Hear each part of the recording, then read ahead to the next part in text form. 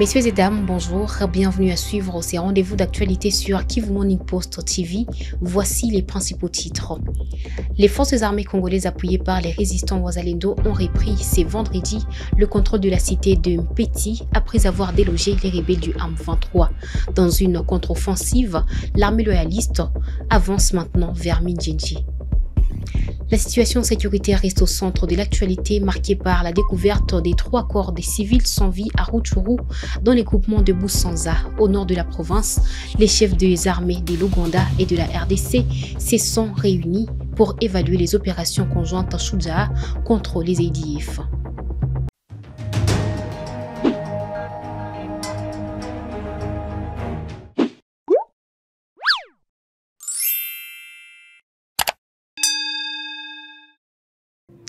Encore une fois, bonjour et bienvenue.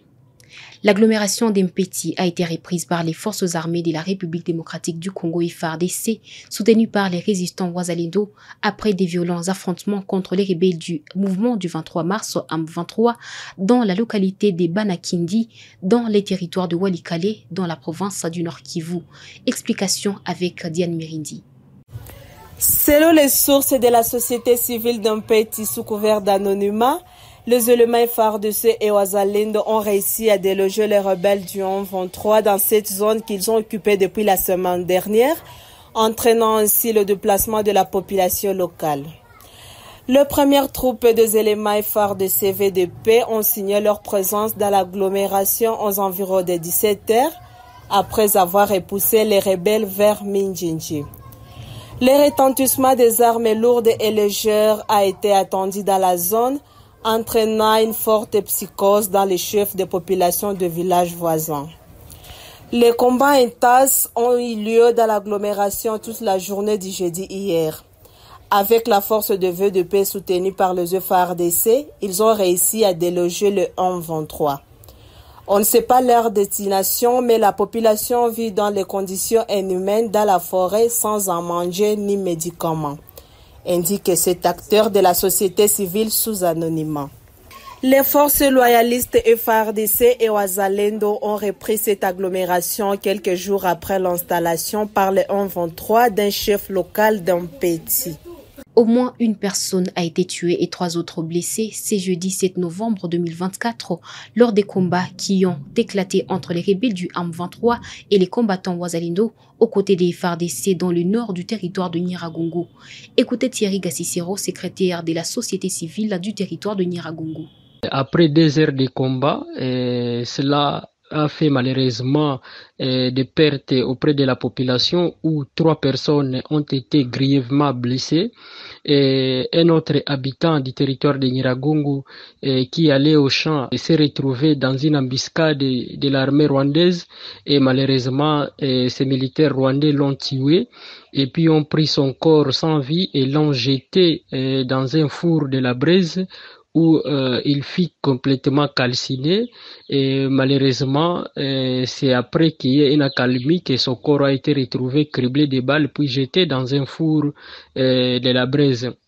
Et donc, toutes ces personnes qui ont été touchées par balles, ils ont été surpris par cette attaque pendant qu'ils se rendaient dans leurs différents champs pour les travaux champêtres. Et malheureusement, c'est là qu'ils se sont retrouvés entre les différents tirs de balles de l'armée rwandaise qui lançait ces attaques aux positions de FARDC et de Wazalendo. Et donc, nous demandons au gouvernement de mettre toutes les batteries en marche pour stopper cette guerre car ça a trop duré et la population souffre énormément. Et quand il y a la guerre comme ça, c'est toujours la population qui en paye les lourds tributs.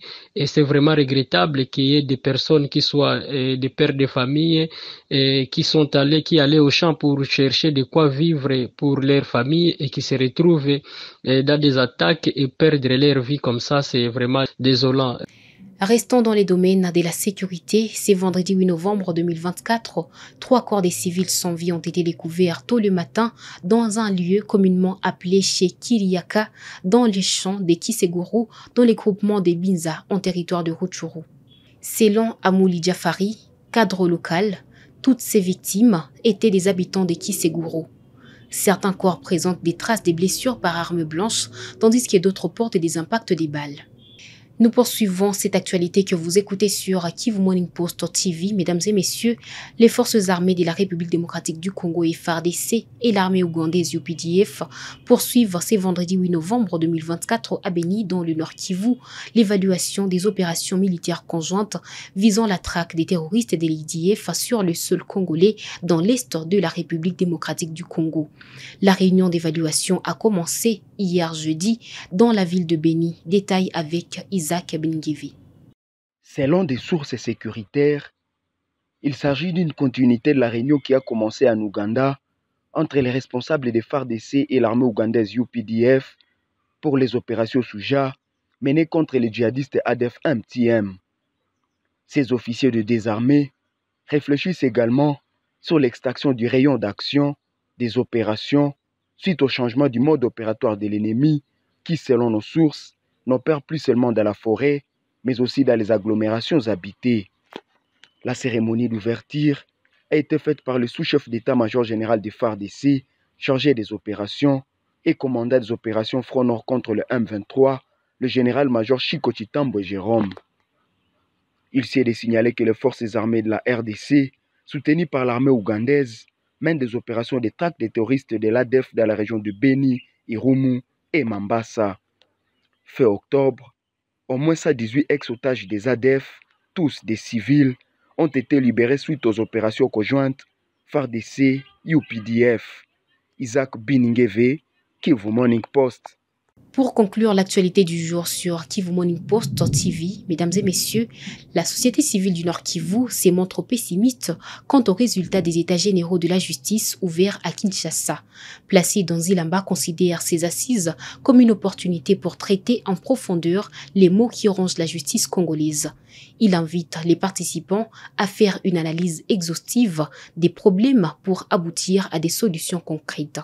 Placé Zilamba en parle ici. À l'issue de ces états généraux, un diagnostic sérieux et rigoureux du secteur judiciaire soit réalisé et à proposer des actions de réforme adaptées aux attentes du peuple congolais, notamment qui vont extirper tous les maux qui rongent la justice congolaise aujourd'hui. Que cette justice est minée par beaucoup de pesanteurs qui viennent de tous les acteurs, que ce soit les justiciables, les acteurs de justice et même d'autres parties prenantes qui aussi parfois participent à rendre cette justice plus vulnérable. Donc nous pensons qu'à l'issue de ces assises, chacun saura son rôle à jouer pour relever rapidement le secteur judiciaire congolais. Messieurs et dames, nous sommes arrivés à la fin de ces numéros d'actualité sur Kivu Morning Post TV. N'hésitez pas à nous suivre. Merci de votre fidélité.